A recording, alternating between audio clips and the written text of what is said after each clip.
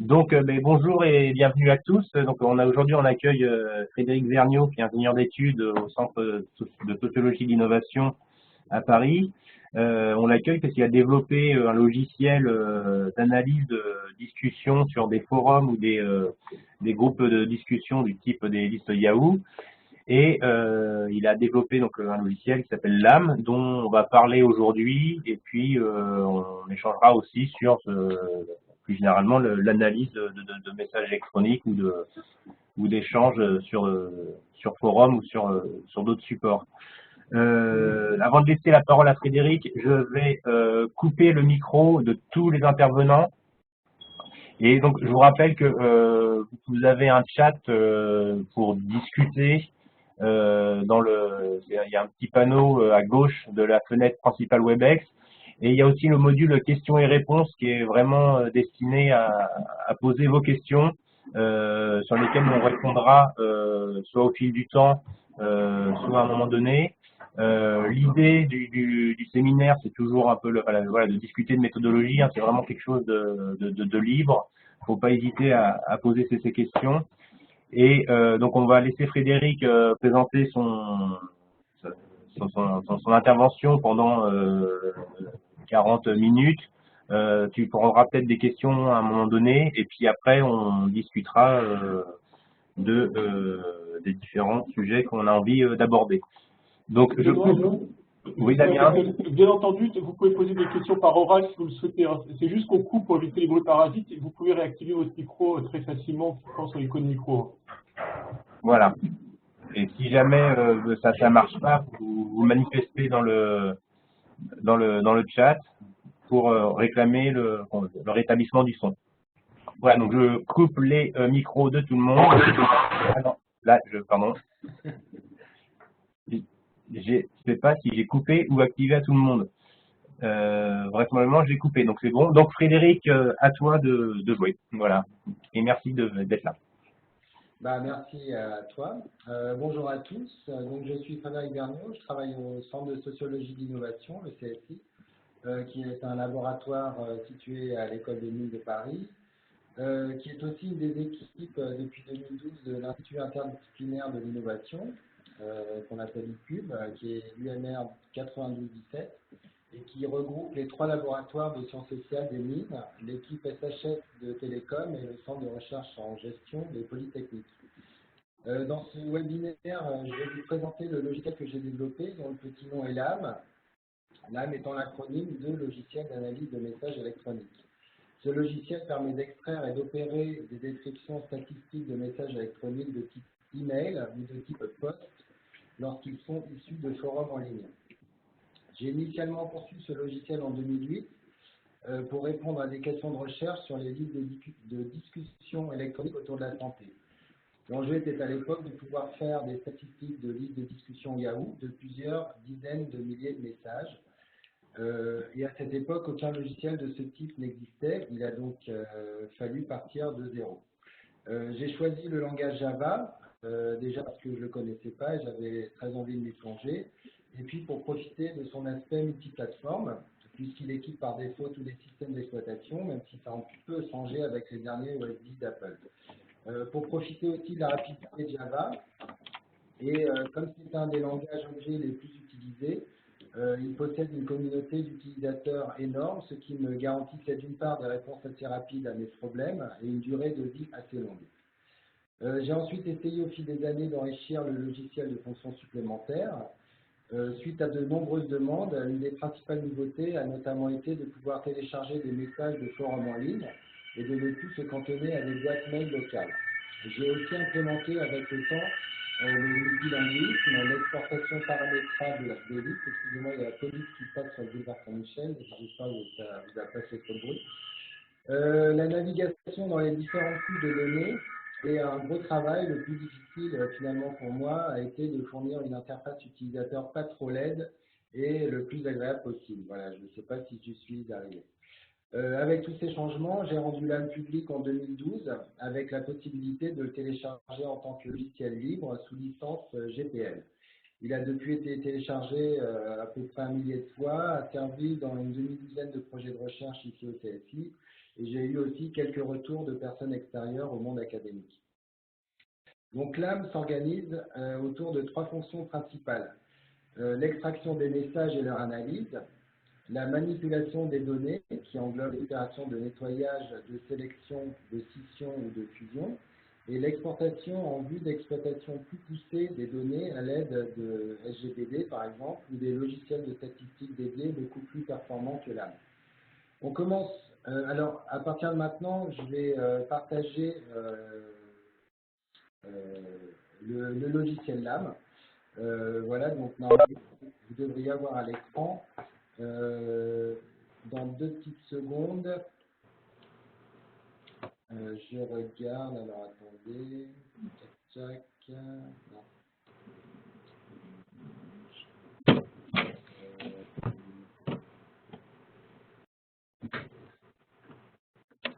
Voilà.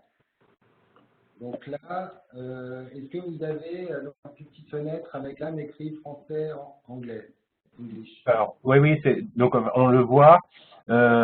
Pour les utilisateurs, pour les participants, vous avez la possibilité de zoomer. Vous avez une petite loupe, enfin la loupe classique avec un plus et un moins dedans pour zoomer et dézoomer. Si vous zoomez, n'oubliez pas de dézoomer à un moment donné parce qu'on a l'impression qu'il nous manque une partie de l'écran. Donc ça, c'est à vous de le faire de votre côté. Ah oui, d'accord. Donc, la première action, c'est de choisir une langue. Pour l'instant, j'ai implémenté que le français et l'anglais. J'ai pas eu d'autres demandes, donc j'imagine que ça suffit pour l'instant. Et donc, la première chose à faire, c'est de créer un nouveau projet. Donc, je crée un nouveau projet. Je l'appelle webinaire MathSHS. J'ajoute une liste Toto. Et ensuite, on a le choix entre l'extraction de 2 types de messages électroniques différents. Donc, des posts qui sont situés sur un forum de discussion en ligne ou des emails situés dans une boîte mail locale, c'est-à-dire présents sur un ordinateur personnel. Dans le premier cas, il va s'agir de repérer les structures HTML sous-jacentes des pages du forum de discussion sélectionnées afin d'en extraire toute l'information possible. Je vais vous montrer un petit exemple d'une structure HTML d'un forum. Donc là, je vais partager en plus. Alors, est-ce qu'il vaut mieux que je partage deux fenêtres? Voilà. Donc là, est-ce que vous voyez mon navigateur? Oui, c'est bon. Du coup, là, il est superposé à la main. D'accord, mais je le fermerai après. Oui. Donc là, on est sur la page d'un forum qui est le forum français sur OpenStreetMap. Et donc, en examinant un peu les éléments de la page HTML, ici, on voit bien donc les balises UL qui sont des balises d'ouverture de liste status en HTML. Donc, on a une balise qui indique qu'on va commencer une liste et ensuite, toutes les petites balises LI ici que je survole et qui sont les lignes du tableau. Voilà. À l'intérieur de ces lignes, on va trouver évidemment les cellules. Donc là, la cellule du nombre de topics du forum. Ici, la cellule du nombre de messages du forum. Ici, la cellule qui indique la date du dernier message et le lanceur du dernier message. Voilà. Donc tout ça pour vous dire que ce sont ces structures qui vont être compliquées à gérer, puisque si je prends un autre forum qui est celui-là, et que j'examine, donc là, a priori, ça devrait être exactement le même, c'est exactement le même type de présentation, sauf que là, les développeurs ont utilisé des balises table en HTML, qui sont vraiment les balises dédiées pour créer des tableaux sur des pages web. Et donc, on a les balises TR qui sont les lignes du tableau, ici comme ça, et ensuite les balises TH qui vont être les cellules de mon tableau. on voit peut-être mieux sur une ligne comme ça. Voilà, donc là c'est même des balises TD. Voilà, TD, TD, TD, voilà, tout ça ce sont des cellules. Voilà. Donc on a des structures vraiment très très différentes. Ce qui fait que qu'on va avoir vraiment des difficultés à développer un outil générique pour pouvoir extraire la plupart des données structurées qui vont être en ligne. Voilà, mais ça, j'y reviendrai un peu à la fin dans les limites. Et alors, en ce qui concerne maintenant les emails que l'on reçoit via des listes de discussion, je vais vous en montrer une petite partie ici pour vous dire ce qu'on fait avec ces emails. Alors, je partage, voilà, TextEdit. Voilà, donc ici, on voit l'entête du message.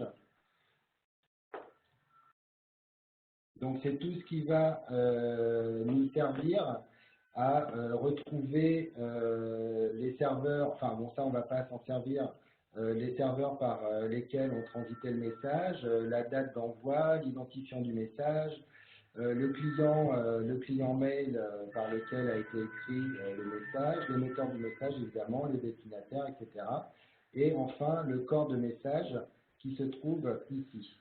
Une des difficultés ici va être aussi, donc, outre l'encodage qui va dépendre de la nationalité des envoyeurs et des clients mail qui sont utilisés pour écrire les messages, une des difficultés va être aussi de repérer cette partie-là qui en fait reprend le message auquel répond le message qu'on est en train d'examiner. Voilà. Donc je reviens sur l'âme après avoir alors j'éteins ça, voilà. Donc là vous devriez avoir seulement l'âme. Voilà, donc je vais sélectionner des messages qui sont situés sur un forum en ligne. Je saisis ici le proxy parce que je me trouve derrière un proxy à l'école des mines. Je vais prendre le forum français sur l'OpenStreetMap. Donc, je rentre d'abord mon proxy. Je colle l'URL qui m'intéresse. Ici, on peut définir un temps de latence entre chaque requête sur le serveur distant. En effet, certains administrateurs de forums règlent leur serveur contre la surcharge de requêtes. C'est-à-dire que le serveur qui va recevoir trop de requêtes en même temps va reconnaître le comportement d'un robot, ce que l'âme finalement est, hein, c'est un robot, et donc le serveur va bannir pendant quelques secondes, voire plusieurs minutes, le robot, c'est-à-dire l'âme. On peut donc régler le paramètre de surcharge afin que l'âme ait un comportement plus lent, qui lui fasse plus ressembler à un humain. Pour notre exemple de forum OpenStreetMap, ce n'est pas le cas, donc on laisse ça à 0. Donc, une fois ces paramètres saisis, on valide et l'âme va analyser la page qu'on lui a donnée et repérer donc les structures que je vous ai montrées tout à l'heure qui vont définir tous les forums qu'il a trouvés. On va choisir le premier topic, là les nouveaux se présentent avec environ 450 topics et on clique sur OK pour que l'âme extrait les messages. Dans la fenêtre activité ici, on voit l'avancement de l'extraction. Alors, on va attendre quelques petites secondes, ça va assez vite.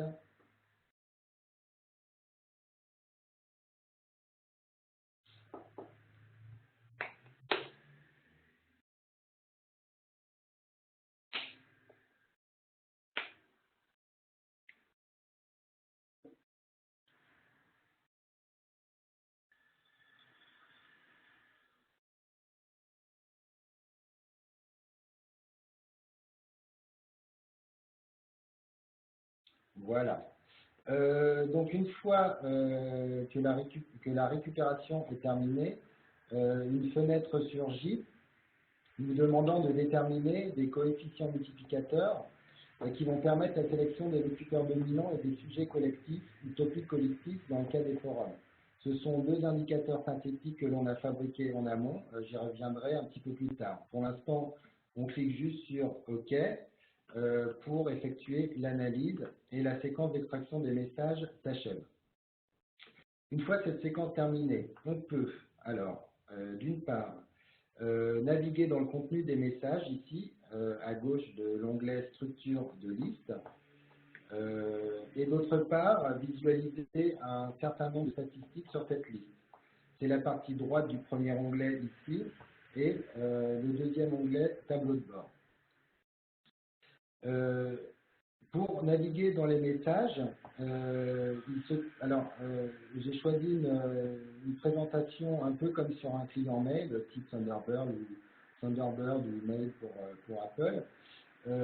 En fait, avec une première colonne qui présente les sujets, une seconde colonne avec les expéditeurs, et la troisième colonne, la date. Voilà. Alors, chaque colonne est triable, comme ça.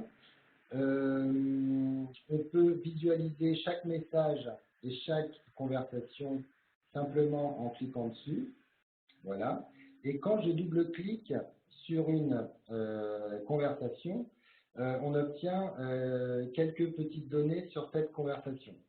Donc on obtient notamment le titre du sujet, le lanceur, la période d'activité, le nombre de messages, le nombre de locuteurs, si c'est une conversation collective ou pas. Donc on verra ça juste après. Et ici, une métadonnée qu'on a pu récupérer parce que le forum la présentait, c'est le nombre de vues du topic. Et ensuite, si on double-clique sur la colonne expéditeur et sur un expéditeur particulier, on obtient des données sur celui-ci. Donc là, on peut visualiser le nombre de messages de l'expéditeur, le nombre de conversations globales et le nombre de conversations collectives auxquelles il a participé, sa période d'activité, le nombre de conversations collectives qui a démarré, le nombre de messages qu'il a émis dans des conversations collectives, si c'est un locuteur dominant ou pas, et ensuite quelques métadonnées si elles sont accessibles. Le rôle, la qualité, activité, le rang. On peut aussi obtenir, alors bon, ça dépend vraiment des forums, mais en général, toutes ces choses-là, elles sont symbolisées soit par des petites étoiles, donc ça c'est le rang, plutôt le rang qu'on a atteint en fonction du nombre de messages qu'on a envoyés, ou du nombre de réponses qu'on a faites, etc. Le nombre de réponses qui ont été acceptées nous donne des points, etc., etc. Donc ça, ce sont toutes des métadonnées qui vont être quelquefois accessibles, d'autres fois non. Voilà. Sur la partie droite ici de l'onglet, on a des statistiques descriptives de la liste. Donc on a le nombre de messages, évidemment, la période de suivi, le nombre de locuteurs, la moyenne des messages par locuteur et par mois, le nombre de conversations. Il s'agit ici d'un forum, donc on va plutôt parler du nombre de topics, la moyenne des locuteurs par topic et la moyenne des messages par topic. Voilà. Et enfin, en dessous, on a un histogramme qui représente la distribution des messages sur la période évaluée. Donc on peut visualiser cette distribution par jour, on peut la visualiser par mois ou par année. Voilà. On peut faire des zooms avant et arrière, comme ça, et obtenir les effectifs de chaque colonne d'histogramme simplement en la survolant. Voilà. Vous voyez ici, 24 mars, etc. On a également accès sur cet onglet aux différents tableaux qui sont générés par les extractions. Alors, on a le tableau des messages. Voilà. Alors, j'espère que pour toutes ces petites choses, vous les voyez et que ça ne se superpose pas forcément au reste. Voilà, donc ça, c'est le tableau des messages. Je le ferme. Le tableau des locuteurs est ici. Voilà. Et le tableau des conversations ici.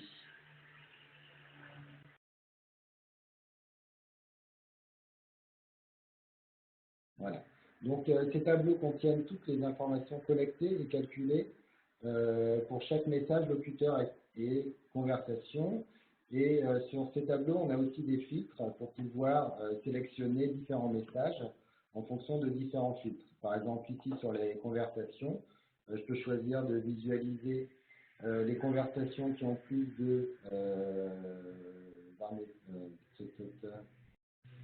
ce sont des petites conversations, donc on va dire 5-10 messages.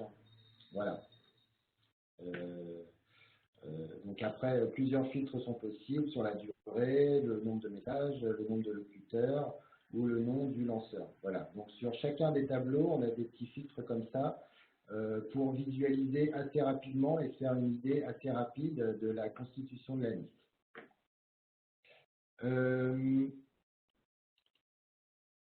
Et donc, le deuxième onglet, qui s'intitule Tableau de bord, se focalise sur des statistiques qui s'appuient sur deux indicateurs synthétiques que l'on a définis lorsqu'on se posait ces questions sur nos listes de discussion et qu'on a définis comme étant donc les locuteurs dominants et les sujets collectifs. On peut paramétrer ces indicateurs en cliquant sur l'icône Analyse, comme cela. Et donc, voici ce que c'est. Alors, les locuteurs dominants se calculent de la manière suivante. Donc, on calcule tout d'abord une intensité moyenne de participation mensuelle. Donc, c'est calculé en fonction du nombre de messages qui ont été écrits par mois. Par exemple, quelqu'un qui a écrit 30 messages en 2 mois aura une intensité de participation de 15. Parallèlement, on calcule l'intensité moyenne de participation, qui est la moyenne des intensités de participation de chaque individu. Et on paramètre ensuite un coefficient multiplicateur que l'on applique à cette intensité moyenne afin de déterminer un seuil au-dessus duquel un locuteur sera dit dominant si son intensité de participation lui est supérieure. Voilà. Alors, ces intensités sont visibles sur le tableau des locuteurs dans la colonne ici, intensité. Voilà. Pour calculer les sujets collectifs, c'est un peu le même principe. On va déterminer le nombre moyen de messages par topic et le nombre moyen de locuteurs par topic. On paramètre ensuite un coefficient multiplicateur que l'on va appliquer à ces deux moyennes de manière à déterminer deux seuils au-dessus desquels un topic sera dit collectif. Là aussi, ces moyennes sont visibles dans le tableau des conversations. Donc, ces statistiques sur ces deux indicateurs se regroupent sur l'onglet Tableau de bord, ici. On a d'abord sur la partie gauche, en partant du haut, les seuils de sélection des locuteurs dominants et des sujets collectifs que l'on a déterminés, puis le nombre de locuteurs et de conversations, suivi du nombre de locuteurs dominants et de sujets collectifs. On a enfin ici, tout en bas sur la gauche, le locuteur dominant, qui est le premier des locuteurs dominants, et le sujet collectif, qui est le premier des sujets collectifs. Sur la partie de droite de l'onglet figurent des diagrammes circulaires décrivant des répartitions. Alors, on a d'abord la répartition des locuteurs dominants par rapport aux petits locuteurs, la répartition des sujets collectifs par rapport aux autres sujets plus, on va dire, petits, la répartition des messages selon le type de locuteur, la répartition des messages selon les types de discussion, je descends un petit peu, la répartition des messages dans les sujets collectifs selon les types de locuteurs, ici, la répartition des petits locuteurs et des locuteurs dominants dans les sujets collectifs et les autres sujets, la répartition des locuteurs lanceurs de sujets collectifs, la répartition des sujets collectifs selon les types de lanceurs, et enfin la répartition des lanceurs de sujets collectifs selon leur type, dominant ou petit locuteur. Voilà. Donc, des statistiques vraiment très très sommaires. L'idée étant vraiment ici d'avoir assez vite une vision d'ensemble de la liste de discussion. L'âme ne prétendant absolument pas, enfin, n'est absolument pas un logiciel de statistique. C'est vraiment plutôt de la visualisation.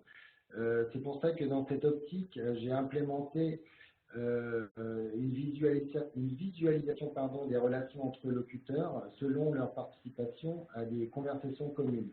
Alors, ça se passe dans cartographier ici, où on a en fait, voilà, je le recentre, donc là on peut zoomer aussi. Donc on a simplement en fait, on crée une visualisation, un réseau des relations entre locuteurs selon leur participation à des conversations communes. Voilà donc une simple concurrence de participation aux conversations, dont on peut montrer évidemment les labels, qui est un peu plus pratique pour se faire une idée des relations, et la fréquence des arcs ici. Donc c'est pas un réseau très dense, on va dire. Voilà, mais bon, ça donne un peu une idée, grâce au code couleur, de la proéminence de certains locuteurs par rapport à d'autres et de leur centralité sur le forum. Voilà. Donc après avoir fait le tour de l'extraction et l'analyse de données, je vais vous parler maintenant de la manipulation des données. Au niveau projet, tout d'abord, ici en cliquant sur projet, on peut avoir besoin d'exporter des listes. On peut aussi importer des listes.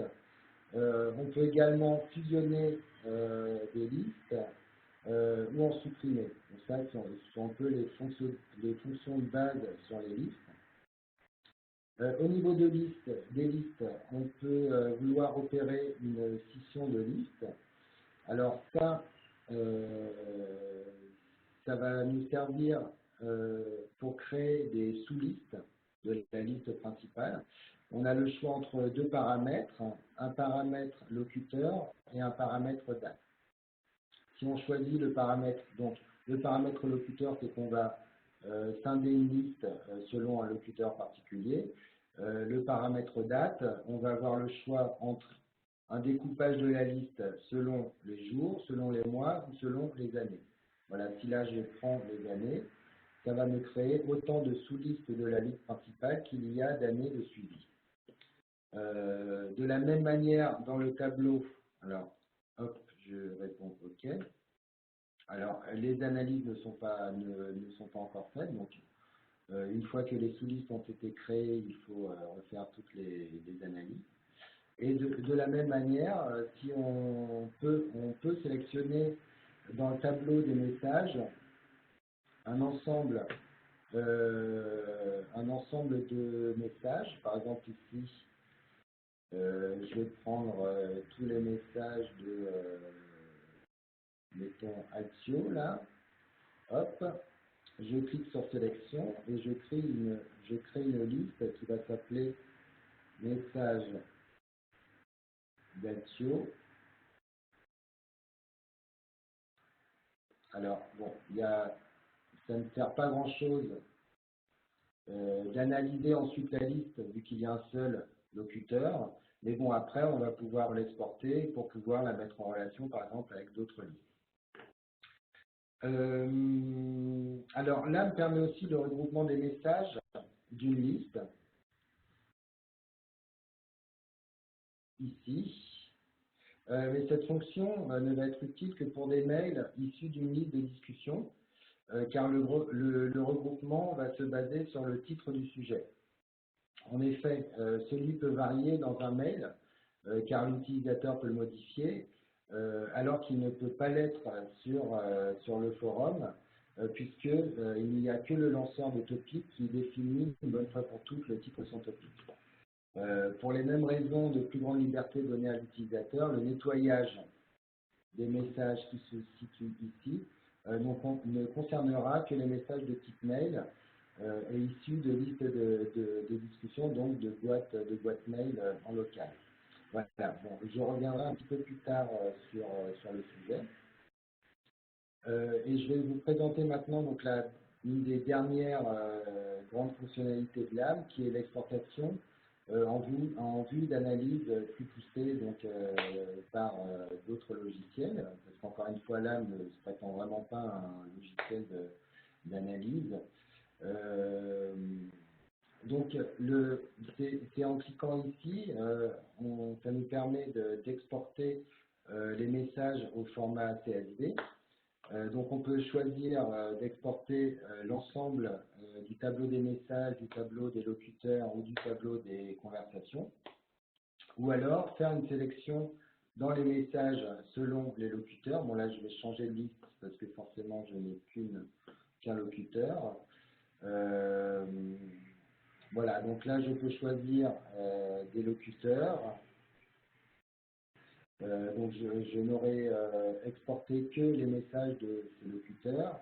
Je peux choisir une date à un intervalle temporel particulier. Je peux choisir des mots particuliers qui vont être dans le sujet ou des mots particuliers qui vont être dans le corps de message. Ou alors, je peux choisir des paramètres de conversation comme le nombre de locuteurs ou le nombre de messages. Voilà. Et à ce moment-là, à chaque fois, j'obtiens des tableaux qui sont facilement importables, notamment dans Access ou dans n'importe quel gestionnaire de base de données, pour pouvoir faire des tables relationnelles et ensuite faire des requêtes sur ces tables pour pouvoir faire des statistiques un peu plus poussées dessus. Voilà. Alors, je vais vous présenter maintenant donc les fameuses fonctionnalités de l'âme qui sont dédiées au nettoyage des messages email issus de listes de discussion. Donc, comme j'ai dit tout à l'heure, les emails ont des particularités que les posts des forums n'ont pas. C'est-à-dire que c'est un objet beaucoup plus sale, entre guillemets, qu'un message situé sur un forum en ligne. Par exemple, si on reprend l'email que je vous ai montré tout à l'heure, alors je vais repartager, voilà. Alors, pour reconstituer les conversations d'une liste de discussions, on se base sur l'identifiant du message, qui est ici, voilà, et la métadonnée InReply2, qui se trouve ici. Voilà. Donc, chaque message possède un identifiant unique, ce qui fait qu'on peut retrouver facilement le message auquel il répond. Seulement, l'expérience nous a montré qu'il y avait de nombreux biais à ce système qui peut paraître pourtant infaillible. Par exemple, certains utilisateurs répondent à un mail et vont changer le sujet et vont ensuite l'envoyer à la liste. D'autres vont reprendre un sujet utilisé précédemment sur un mail de réponse à un autre sujet, ce qui fait qu'une conversation va en fait se poursuivre longuement après sa clôture. Et enfin, l'utilisateur peut aussi vouloir modifier son pseudo. Heureusement pour nous, l'entête d'un email possède d'autres informations comme l'email de l'envoyeur. Donc, je le retrouve, il est... Tac, tac, tac, tac, tac. Voilà, c'est la méta from ici. Donc ici, on a l'email et ici le pseudo. Donc même si ce monsieur ou cette dame change de pseudo et ne change pas de mail, on pourra toujours le retrouver grâce à son mail ici. Et ce qui est plutôt bien, donc ça c'est une liste Google. Ce qu'il y avait bien sur les listes Yahoo, c'était que Yahoo donnait lui-même un identifiant de groupe aux membres de la liste et un profil aussi unique aux membres de la liste. Donc ça, c'était quand même assez pratique pour retrouver les personnes.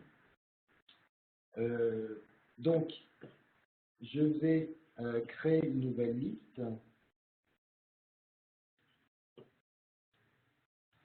Donc celle-là, je vais l'appeler Tata. Voilà. Donc là, je vais importer des messages qui sont situés sur une boîte aux lettres locale.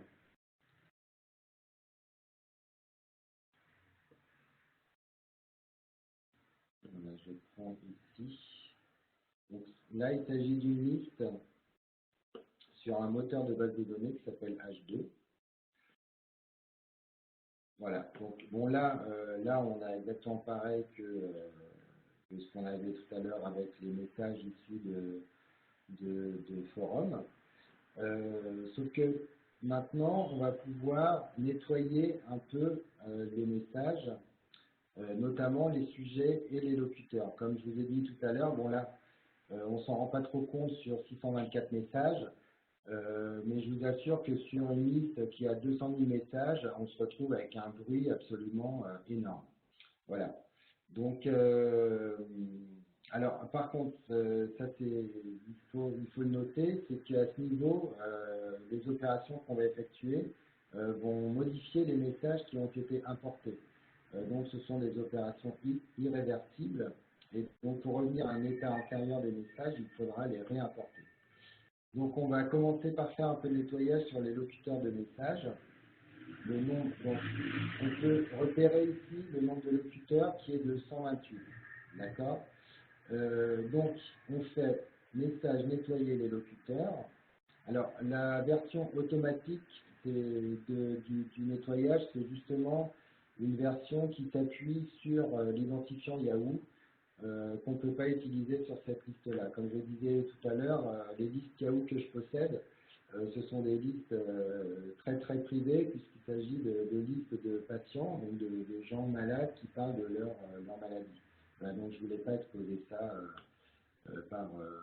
en vidéo. Donc en cliquant sur la colonne de tri des mails, voilà, l'âme m'indique des similitudes par des nuances de gris. Alors je ne sais pas si ça se voit très bien. Mais par exemple, pour ce monsieur là ici, voilà, donc lui il nous indique deux noms, Marius Kruger et Amanika, deux noms de pseudo, donc ça ce sont des pseudos, voilà, alors que son mail ici est le même, amanik@gmail.com. Voilà. Donc pour modifier cela, il suffit que je clique ici sur Marius Kruger. Donc ici je peux changer le nom, mais là je décide de garder le même nom. Et je vais modifier le nom de l'expéditeur ici pour tous les locuteurs qui ont le même mail. Voilà. Donc là, j'ai effectué 3 modifications. Donc il y avait trois messages qui avaient été utilisés par Amanika, enfin qui avaient été envoyés par Amanika, alors que et cette Amanika était une personne qui s'appelait aussi Marius Kruger. Enfin, c'était la même personne. Et ça, on l'a repéré avec le mail ici. Voilà. Donc, évidemment, c'est très fastidieux d'opérer ça sur des très longues listes, hein, parce que là, sur seulement 624 messages, on a, donc celui-là, on l'a fait. Ici, on en a un autre, donc quelqu'un qui a changé de pseudo. Ici, on en a un. Voilà, encore un. Voilà, ici, pareil. Pareil ici. Ici, pareil. Voilà, bon, mettons, on va en avoir peut-être 10, 15 ici. D'accord? Alors, une autre possibilité, donc une fois que j'ai fait tout ça, je valide. Et donc là, j'ai modifié un locuteur et mon nombre de locuteurs tombe à 127. Il était à 128 tout à l'heure. Donc à chaque fois que je vais opérer comme ça un nettoyage, ça va vraiment me faire tomber soit mon nombre de locuteurs ou ce qu'on va voir aussi tout à l'heure, le nombre de conversations. Voilà. Ce qui peut être bien aussi sur les locuteurs, c'est d'opérer le nettoyage en chargeant un fichier de correspondance qui se présente tout simplement, en fait ici on exporte d'abord le tableau des locuteurs. On enregistre.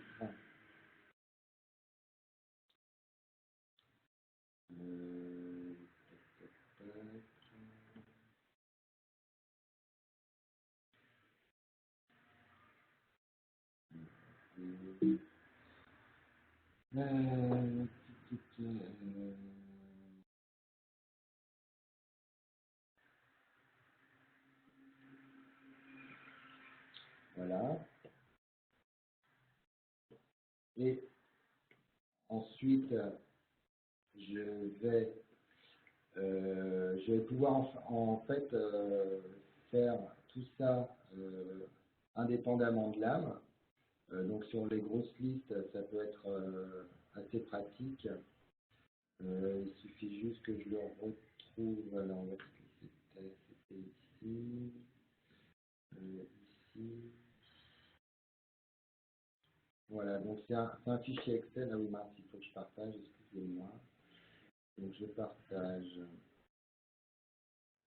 une application. Voilà. Voilà. Donc c'est simplement un fichier avec deux colonnes. Ici la colonne de gauche, ici la colonne de droite sur laquelle on va appliquer, enfin on va changer les noms pour pouvoir remplacer les noms de la colonne de gauche qui vont nous paraître identiques. Voilà.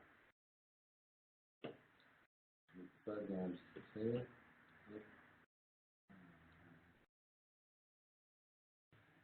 Alors là par contre, pourquoi j'ai deux... Ah oui, j'ai encore... Excusez-moi, je fais un peu de ménage, parce que j'ai l'impression que je partageais beaucoup trop de fenêtres. J'espère que ça n'a pas trop gêné. Voilà.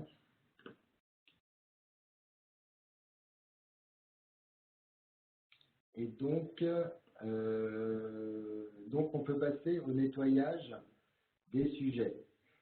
Donc là encore, comme je vous l'ai dit tout à l'heure, les sujets des listes, donc là on reste vraiment dans les listes des discussions, donc on n'est plus sur les forums, vraiment les données issues des forums sont vraiment des données très très propres.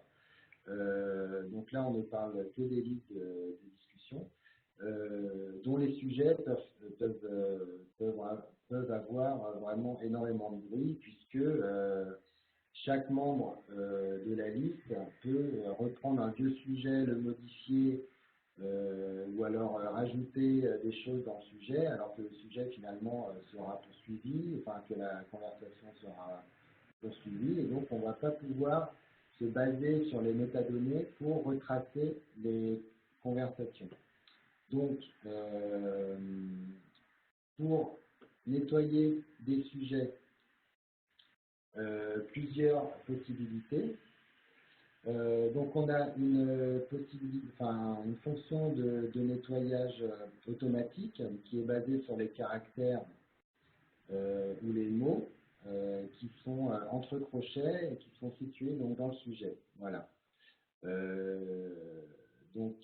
Par exemple, ici, on voit que need advice a été cité 6 fois, voilà, et qu'il y a d'autres caractères entre crochets qui ont été cités. Alors, c'est vrai que là, c'est un nettoyage, enfin, c'est pas vraiment, en fait, c'est une fonction implémentée suite à l'expérience qu'on a eue des listes de discussion auxquelles on avait affaire, puisque en fait, on a bien vu que, on a remarqué que les mots, que beaucoup de termes entre crochets, en fait, ne faisaient que reprendre notamment le nom de la liste ou des choses comme ça. Donc, c'est pour ça que ce nettoyage automatique se contente finalement de repérer les mots entre crochets. Voilà. Alors, c'est vrai que ces nettoyages, si je reprends le tableau des messages, ces nettoyages, il faut vraiment faire attention et il faut finalement bien connaître la liste pour pouvoir les utiliser, parce qu'on peut, alors c'était vrai sur les locuteurs, même particulièrement sur les locuteurs, c'est-à-dire que enfin, je sais que nous, on connaissait finalement bien les membres de liste qu'on observait. Donc c'est comme ça qu'on pouvait faire aussi des correspondances. Bon, on était un petit peu aidé avec l'âme pour repérer des correspondances qu'on n'avait pas forcément saisies. Mais en tout cas, enfin, de connaître les individus qu'on observait nous a quand même pas mal aidé. Et sur les sujets, c'est un petit peu pareil aussi. C'est pour ça que j'ai ouvert ici le tableau des messages. Puisque avant, vu qu'on va supprimer des choses dans les sujets, il faut quand même bien se rendre compte de ce qu'on va supprimer. Donc là, par exemple, je retrouve le need advice qui est dans ces 6 messages ici.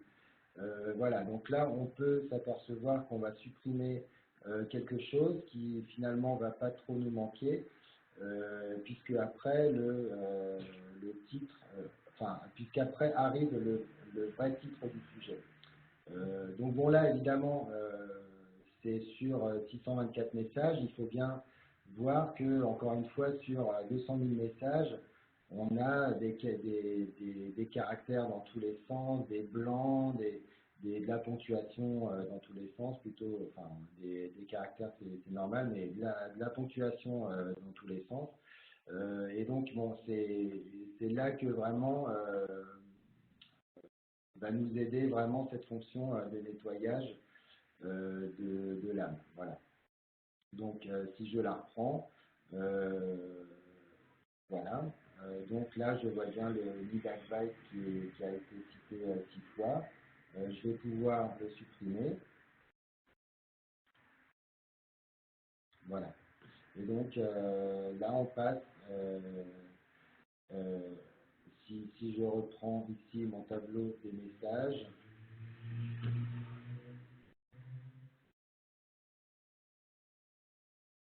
voilà, ça devait être, je ne me rappelle plus, mais bon, il a été supprimé. Voilà, ça permet vraiment d'avoir des données un petit peu plus propres.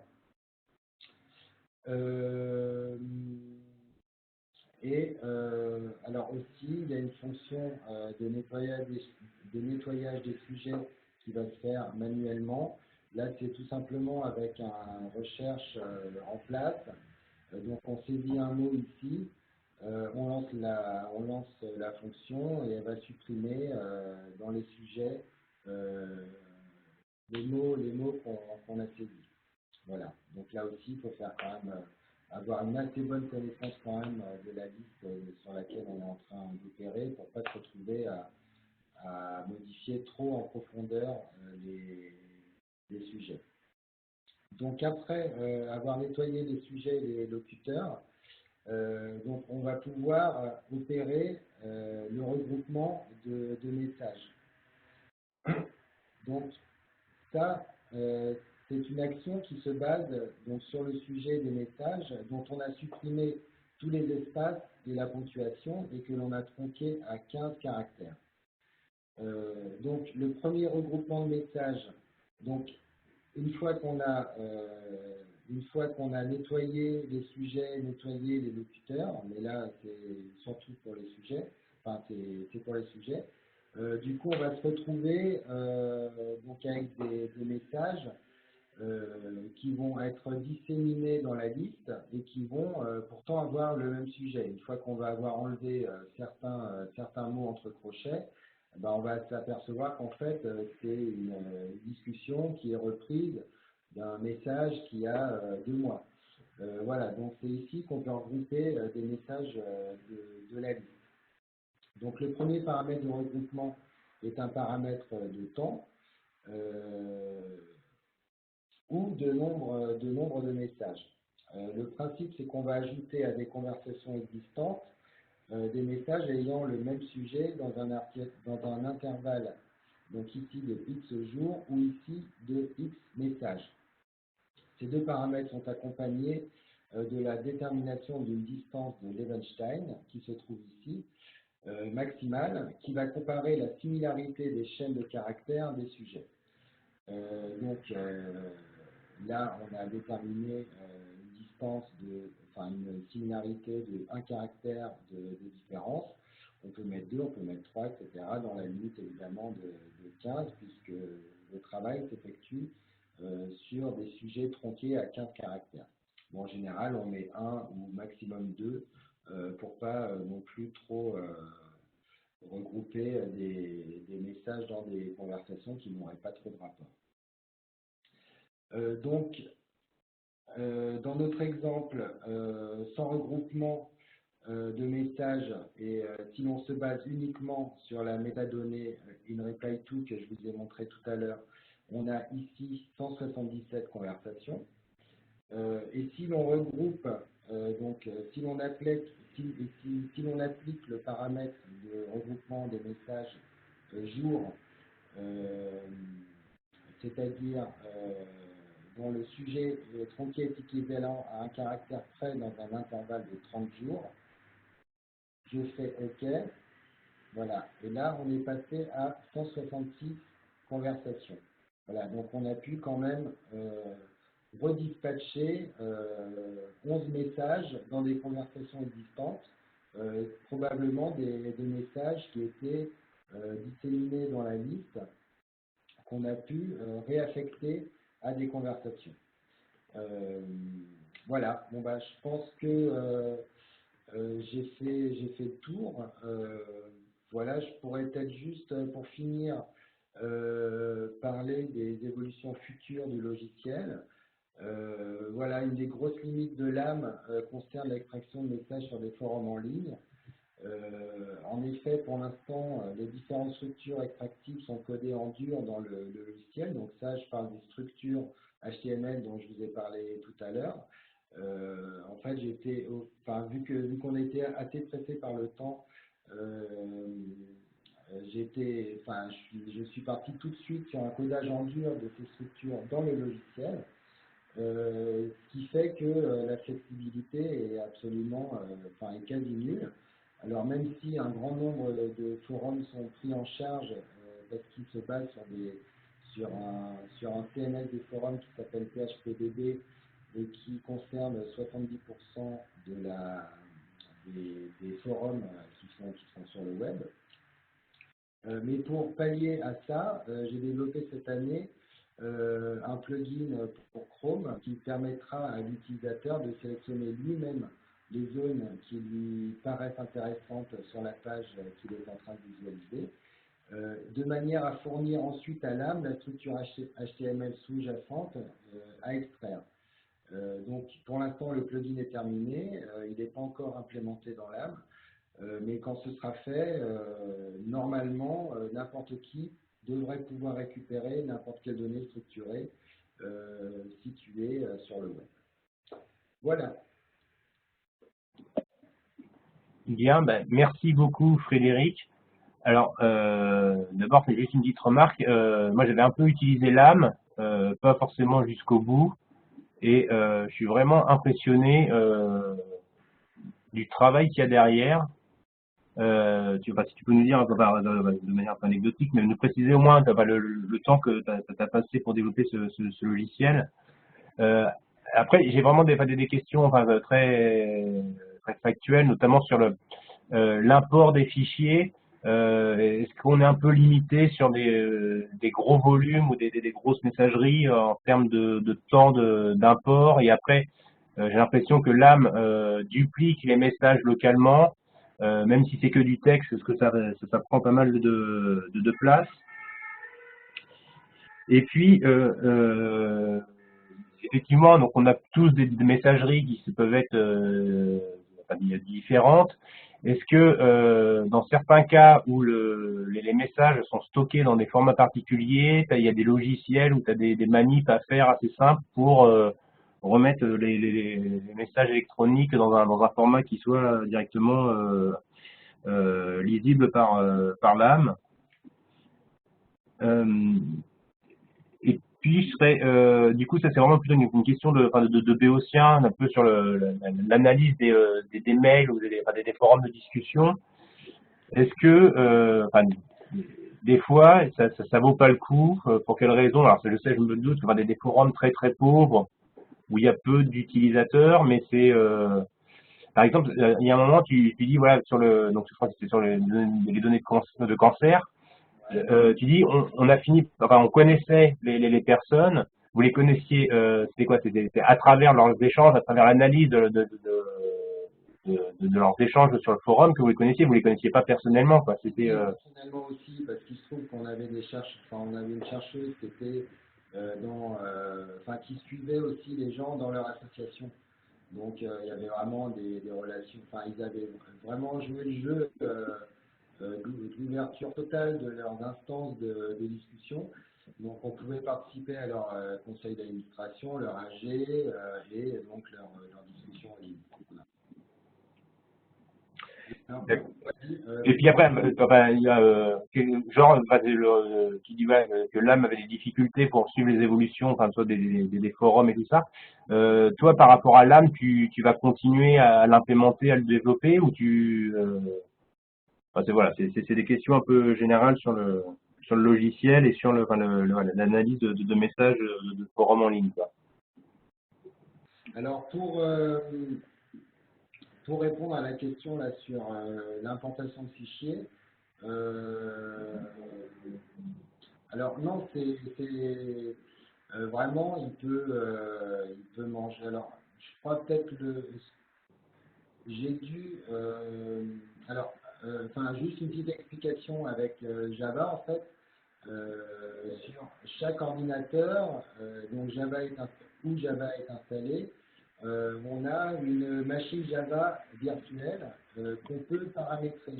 Et notamment, on peut la paramétrer enfin, on peut paramétrer la mémoire. Donc, en augmentant la mémoire de la machine Java virtuelle, on augmente forcément la puissance de l'âme. Et par exemple, en utilisant peut-être 8-10 gigas de mémoire, moi j'ai déjà réussi à importer 650 000 messages. Donc ça commence à faire des listes. Alors bon, après ça prend du temps, c'est clair. Dès que tu fais une opération sur la liste, notamment par exemple créer des sous-listes par année, etc., ça prend du temps. Alors quand je parle de temps, c'est pas des jours, hein, enfin c'est même pas des heures, mais ça va prendre 20 minutes, une demi-heure par exemple. Enfin, ce qui peut paraître, c'est vrai que ça paraît long comme ça, parce qu'on souvent quand on est sur un logiciel, on teste dès que ça prend plus de 3 secondes. Après, sur 650 000 messages, ça vaut quand même le coup d'attendre un petit peu. Enfin, pour nous, en tout cas, ça valait le coup. Et puis après, il y a sûrement aussi un travail d'optimisation à faire que j'ai pas forcément fait parce que, alors, donc là, c'est pour répondre à ta première question. C'est vrai que ça demande énormément de temps. J'ai commencé en 2008, donc ça fait presque 10 ans. Alors, c'est pas du tout mon projet principal. Alors ça a été tout au début évidemment, mais depuis 5-6 ans, voilà, c'est plutôt un passe-temps, dans le sens où je m'y mets dès que j'ai un petit créneau comme ça qui se libère, etc. Là, j'essaye de relancer un petit peu la chose avec le développement du plugin Chrome, parce que, enfin, c'est vrai quand même que la grosse limite, selon moi, et puis avec le fait que les données soient de plus en plus situées en ligne, et on a vraiment, enfin, j'essaye aussi d'effectuer une veille sur les outils pouvant faire du scrapping comme ça en ligne. Il y en a plein, il y en a vraiment plein, mais ça ne marche pas. Enfin, il y en a plein qui ne marchent pas. Il y en a plein qui sont des projets de mémoire, de mémoire d'informatique, des mémoires de thèse, des choses comme ça. Donc, ils vont pas forcément suivre les technologies une fois et puis ils vont pas être mis à jour, quoi, tout simplement. Donc, je pense qu'un des gros enjeux pour moi maintenant, c'est vraiment de coupler le plugin que j'ai fait cette année dans l'âme. Et vraiment, enfin, j'espère que quand ça sera fait, vraiment, on aura un outil qui sera beaucoup plus extensible dans le temps. Donc, alors, parce que il y a aussi plein de bugs, etc. Donc, bon, ça aussi, c'est aussi Il y a aussi un gros boulot pour résoudre les bugs. Il y a un gros boulot sûrement aussi à faire sur l'interface. Il faudrait que je travaille avec un designer. Il y a sûrement aussi un gros boulot à faire sur le code, parce qu'il y a sûrement plein de codes qui pourraient être optimisés et améliorés. Voilà, donc sur le temps passé, bon, c'est vraiment, ça a été beaucoup, en temps cumulé, c'est énorme, mais par exemple cette année, j'y ai absolument pas touché. J'ai répondu comme ça à quelques petites commandes, mais j'ai absolument pas touché parce que dès que je remets les doigts dedans, faut que je me refamiliarise avec justement tous les concepts que j'avais créés à cette époque-là. Avec toutes les classes que j'avais créées, donc c'est vraiment un gros boulot. Il faut au moins 1 ou 2 jours à chaque fois avant de me remettre dedans. Donc voilà. Et puis voilà, j'ai plein d'autres choses à faire aussi, donc j'ai pas forcément même juste un jour ou deux où je peux faire vraiment que ça. Ou alors il faudrait que je le fasse chez moi, mais là j'ai pas trop envie non plus.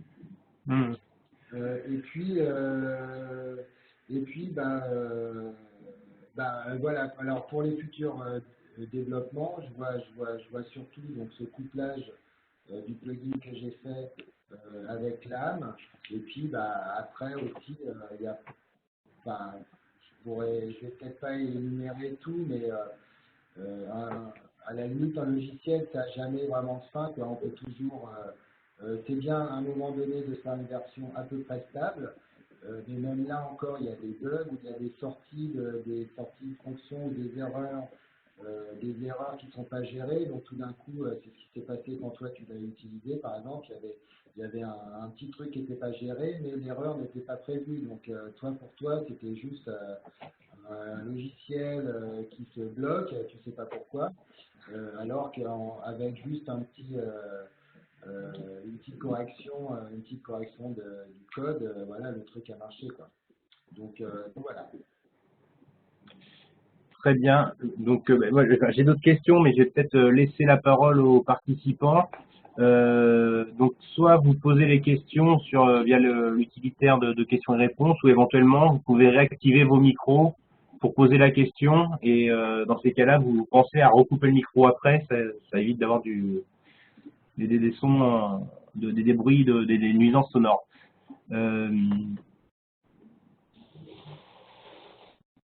Alors, je vois pas de questions. Alors, moi, j'en ai vraiment une idiote, Frédéric, alors, je suis vachement impressionné effectivement par, ça a l'air super simple d'utilisation, et même si il y avait que 2000 messages rapides, etc.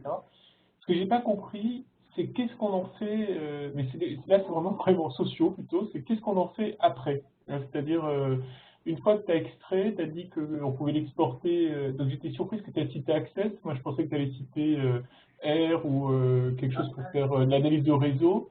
Parce que j'imagine que c'est de l'analyse de réseau que vous faites après au CSI avec ça. Qu'est-ce que vous faites? Non, pas forcément. Non, on a fait plein de profilage aussi, pas mal d'analyses sectorielles.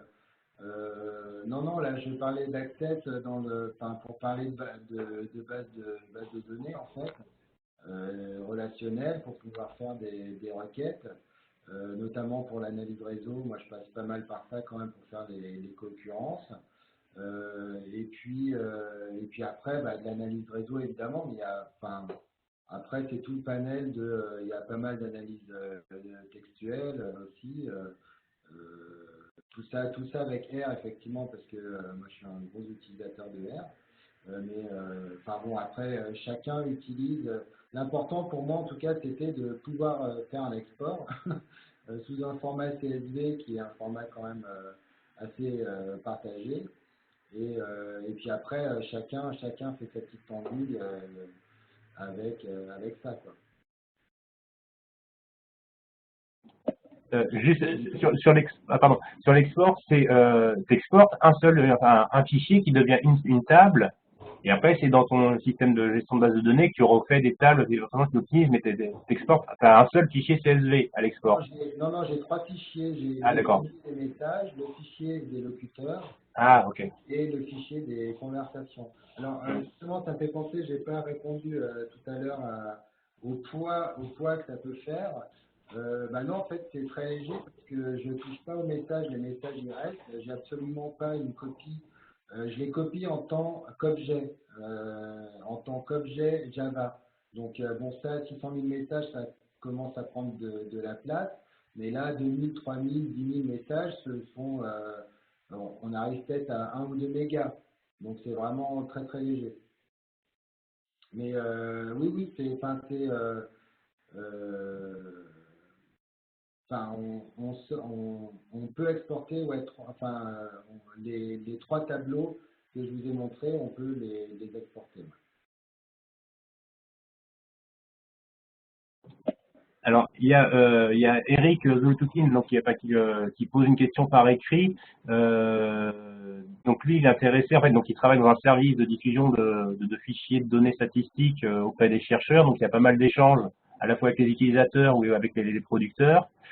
Et il se demande si on peut utiliser l'AM dans un but de rechercher des infos dans ces mails. C'est vrai que c'est une question qui m'était posée, c'est-à-dire que moi j'utilise Thunderbird, s'il faut faire une recherche un peu compliquée avec deux ou trois, je sais pas, paramètres, des fois c'est pas évident de s'y retrouver. Et je vais prolonger un peu la question d'Eric. C'est vrai que j'ai l'impression que l'AM permettrait d'avoir une espèce d'outil de constitution de corpus de mails ou là où en fait moi j'aurais été un peu dépourvu, j'aurais peut-être fait des bêtes copier-coller ou un énorme fichier à plat, enfin un peu foutoir avec plein de trucs dedans, la recherche des balises pour délimiter retrouver les utilisateurs, délimiter les messages.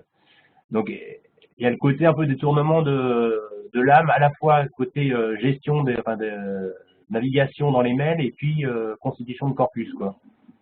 Moi, c'est vrai. Je l'ai fait sur mes boîtes aux lettres. Euh, Par exemple, dans mon labo, pour voir qui c'est qu'on voit le plus de mails, ce genre de choses. Bon, après, c'est vrai que c'est pas le but premier, mais on peut tout à fait détourner le logiciel ouais, pour faire ce genre de choses. Alors, après, moi, ça me paraît quand même un peu compliqué. En ce qui concerne Thunderbird, il y a quand même des bonnes fonctions de recherche. Donc, on trouve assez facilement les mails avec la fonction de recherche de Thunderbird. Pour mail d'Apple, c'est un petit peu pareil. J'imagine que tous les clients mail maintenant ont des fonctions quand même assez avancées de recherche de messages. Donc, mais pourquoi pas? Après, bon, c'est chacun. Il n'y a pas, il n'y a pas de, il n'y a pas d'utilisation précise finalement du logiciel. Hein. Chacun l'utilise comme il veut. Si on peut le détourner, ça veut dire que c'est une utilisation possible aussi.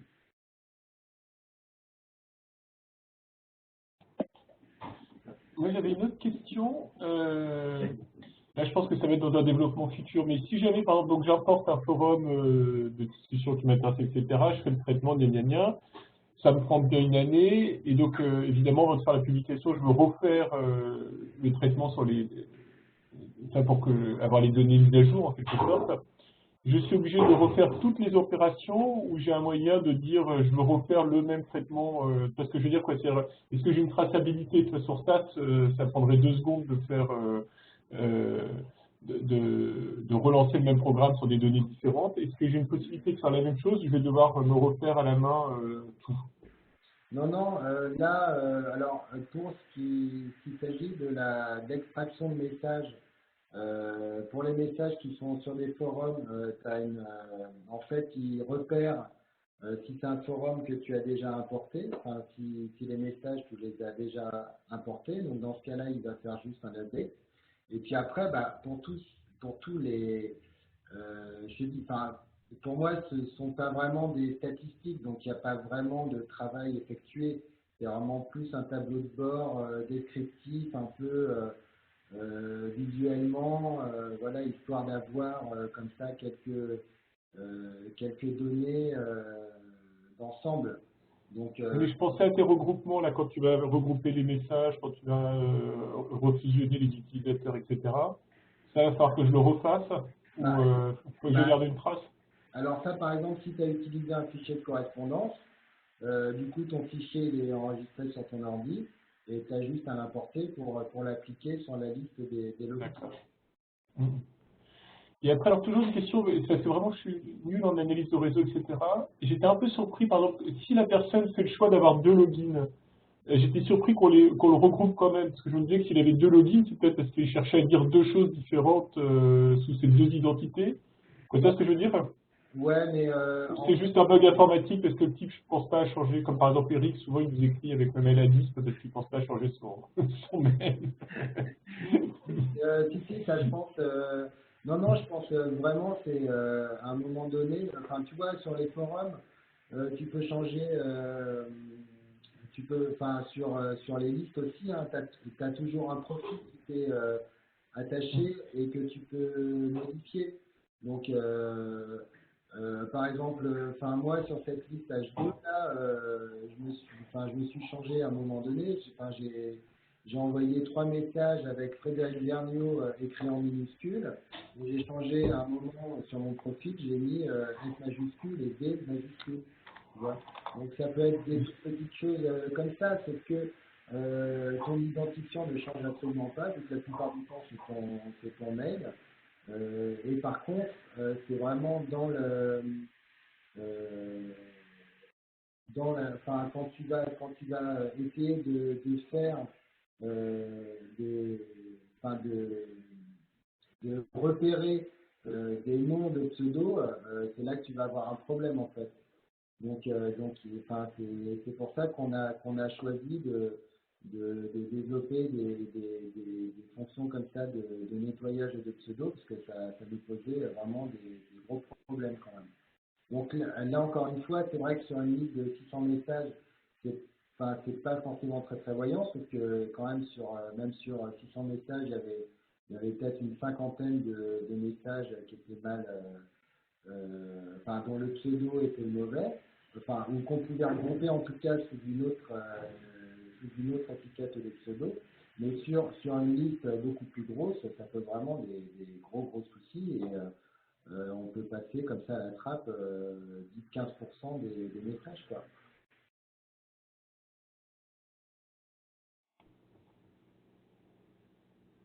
Alors, du coup, il y a plusieurs questions qui sont arrivées dans le module de questions et réponses. Il y en a une qui vient de Justine Vincent, que j'ai rencontrée aussi, c'est-à-dire que on renseigne l'adresse d'un forum, on voit bien que le forum est parcouru par l'âme, et pour un des topics, il nous retourne une erreur 404. Pour un des topics, c'est-à-dire C'est-à-dire que par exemple, il y a plusieurs. un des forums, c'est-à-dire Ouais, il bloque et fait une erreur. ouais, Alors ça peut être un problème de surcharge, justement.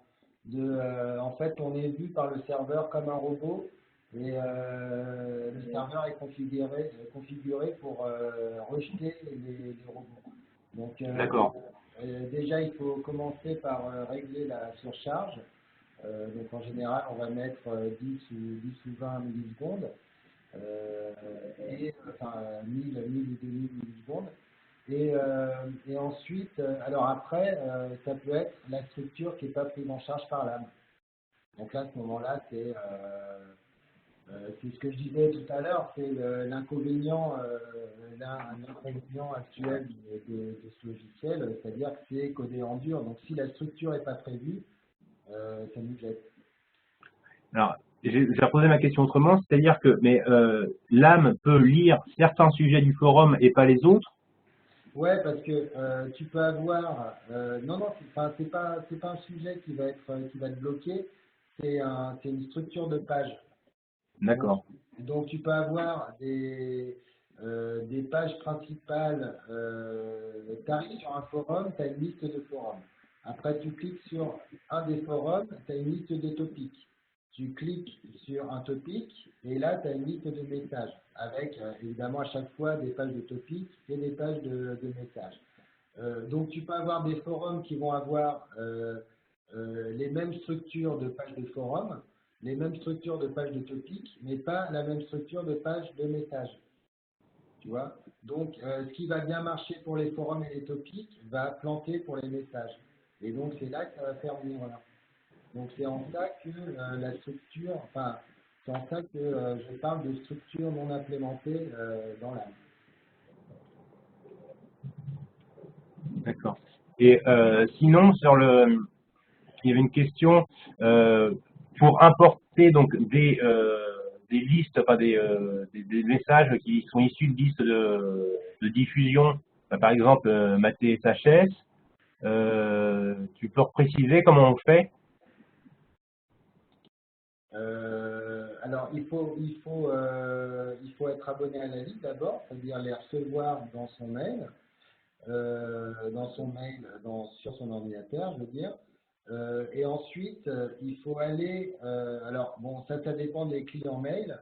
Par exemple, alors là, je reprends juste une petite seconde. Grégoire parle d'Outlook, mais je craindrais que ce ne soit pas compatible, je te le dis. Si, Outlook, c'est du MBX, hein, je crois. Alors, bon, j'ai vu que dernièrement, parce qu'encore une fois, ça fait plus d'1 an que j'ai pas touché à tout ça, donc il y a des formats qui ont peut-être changé. Mais en fait, il faut repérer ou chercher sur Internet, en tout cas, où est son profil de mail sur son ordi. Par exemple, sous Windows 7, les fichiers Inbox RD, ils sont dans donc C2 points, utilisateur, le nom d'utilisateur, AppData, roaming, sachant qu'AppData est un fichier caché. Donc, il faut d'abord cocher la petite case dans Windows qui affiche le fichier caché, aller dans roaming, aller dans Thunderbird, aller dans profil. Là, tu as un fichier qui s'appelle, tu as un nom de profil .default. Et encore en dessous, tu as un répertoire mail où tu vas trouver tes mails et tes boîtes aux lettres. Sous OS 10, c'est encore autre chose. Sous Apple Mail, ça va être autre chose, etc., etc. Donc après, chacun se doit de regarder. Enfin, j'ai pas vraiment tout recensé, puis en plus, ça change quasiment à chaque grosse version des logiciels. Donc ça, je sais pas. Je saurais pas vraiment dire pour chaque client mail où trouver son profil et où trouver la boîte qu'on veut importer. Parce que forcément, les mails de Maté, ils arrivent donc sur notre client mail. Le client mail le range quelque part sur son ordi et c'est ce quelque part qu'il faut retrouver en fait. Et du coup, je rebondis sur la question que je t'avais posée tout à l'heure.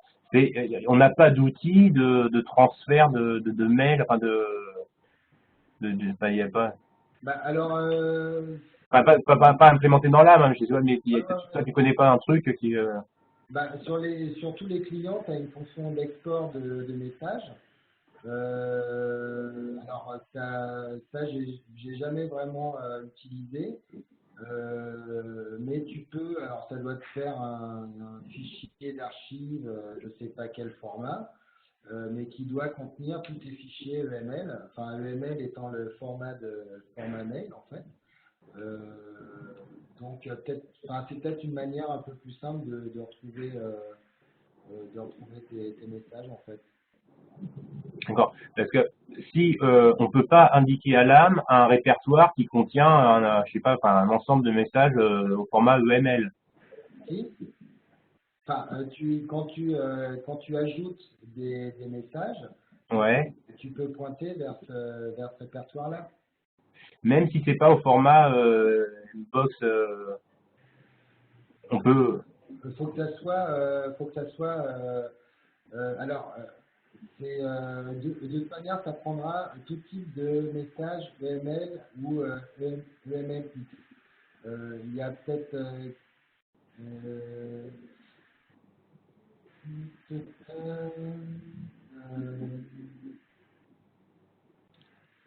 du coup,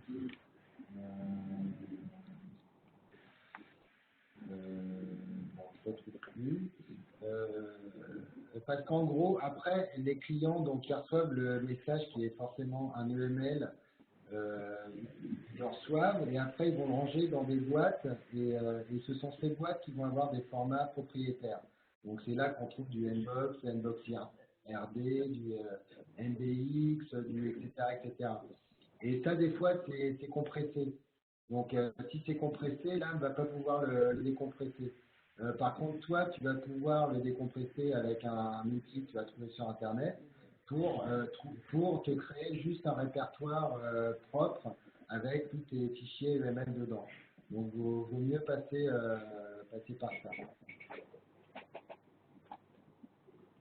D'accord. Alors, je vais poser là une question de Frédéric. En termes d'ergonomie, y a-t-il un sens aux couleurs utilisées, par exemple les différents grisés, du plus clair au plus foncé, qui pointent sur une même adresse web? Non, non, absolument pas. Non, non, c'est juste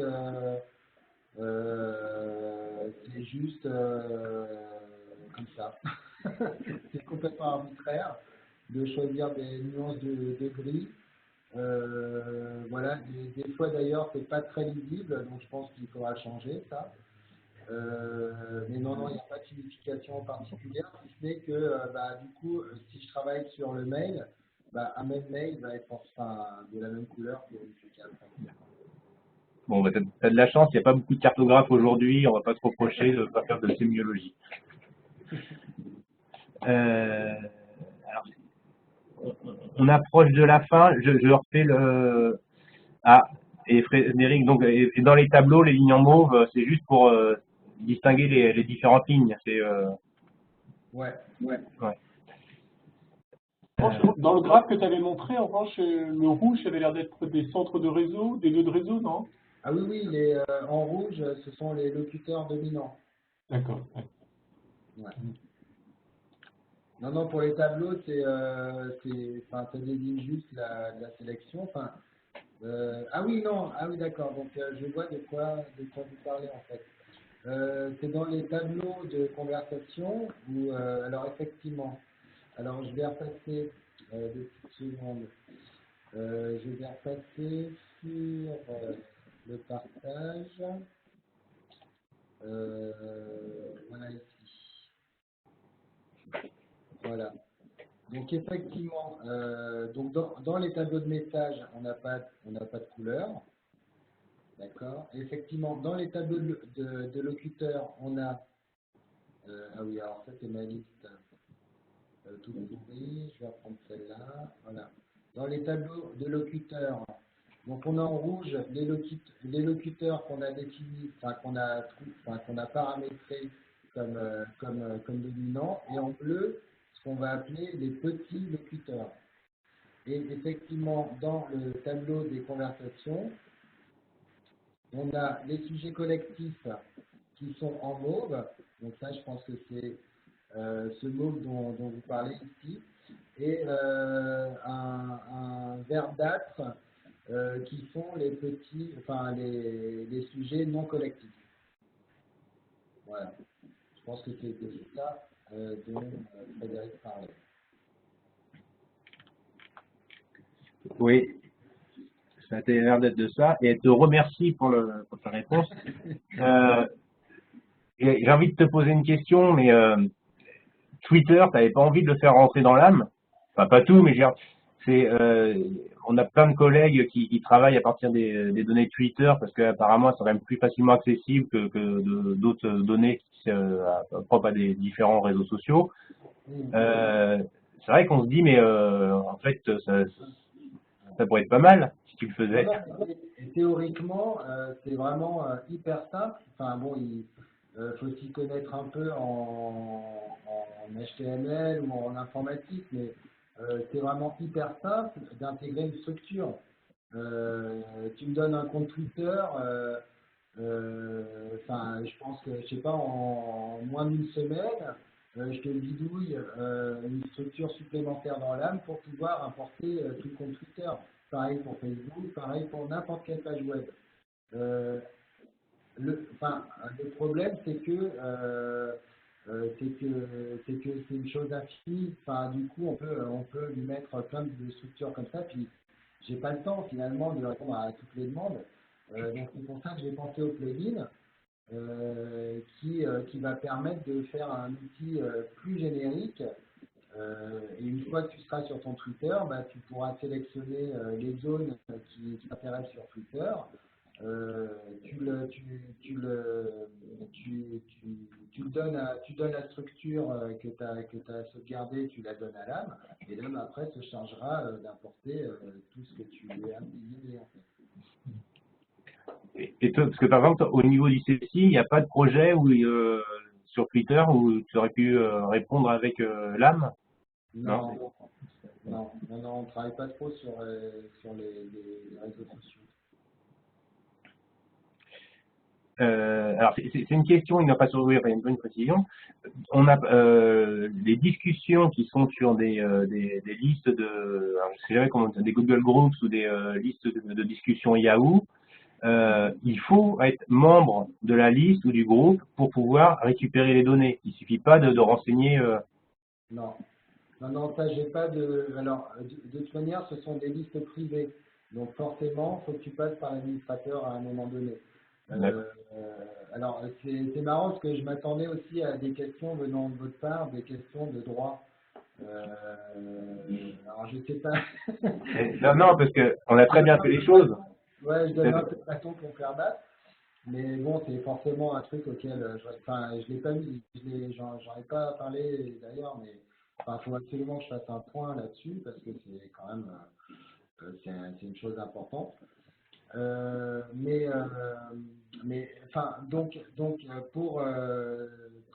Pour avoir des messages d'une liste de discussion, il faut donc soit en être membre, soit contacter l'administrateur et lui demander, voilà, je suis sociologue, je travaille sur ci, sur ça, est-ce que je peux avoir accès à votre liste?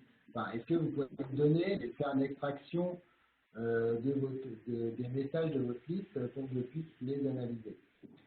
Voilà, donc après chacun, nous je sais qu'on n'a pas eu à faire ça parce qu'on était directement dans la liste, donc on recevait tous les messages à la volée, comme ça à chaque fois. Mais enfin, ça va pas être, vu que c'est pas public, on n'y a pas accès quoi. Mais du coup, en fait, voilà, c'est. Alors, je sais pas, je vois pas d'autres questions. Enfin, je dis ça en même qui sont arrivées dans le module. Je sais pas si, oralement, vous pouvez en poser aussi, hein. Mais en fait, on est en train d'arriver vers la fin du séminaire. Et ce qui tombe bien, c'est qu'en fait, le prochain tuto, c'est avec Émilie Masson, qui est juriste au service juridique du CNRS, et on parlera où on reparlera de la CNIL, des données personnelles et des obligations qu'on a et qu'on doit respecter en matière de traitement de données personnelles. Ah bah génial. Voilà. Damien va certainement me dire quelque chose. Oui, j'allais dire qu'il fallait donner la date que j'ai oublié de... Le 11 juillet. Pardon. Bah, on aura un message sur la liste, j'imagine. Oui. Voilà. Je reparcours le module questions et réponses, hein, mais je pense qu'on a tout, on s'est tout dit. En tout cas, moi, ce que je pourrais peut-être préciser, c'est que si parmi vous, donc vous tous,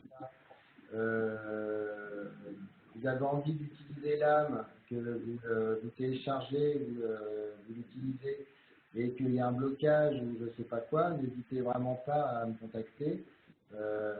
Souvent, ce sont vraiment des petits bugs ou des petites choses, ou des vraiment, enfin, et puis, enfin, de toute manière, je vous dirais, bon, ça je peux le corriger, ça c'est beaucoup trop long, ça va prendre une semaine et j'ai pas le temps.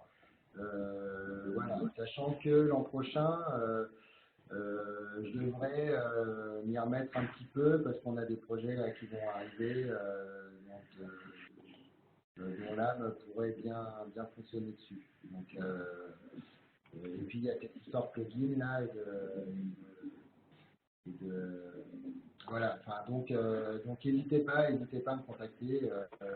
Voilà. Enfin, je sais que toi, Benoît, tu avais fait des essais, ça plantait, et puis là j'ai regardé, voilà, en 1 heure ou 2 j'ai débloqué le truc, et enfin je sais pas si tu as réussi sur ton forum là, de Pyrénéen là, mais ou de randonneur, je sais plus, mais enfin bon, ça marche. Non, mais si, c'est dans le cadre d'un projet de recherche hein, sur le sur les pratiques en montagne. Voilà. Voilà.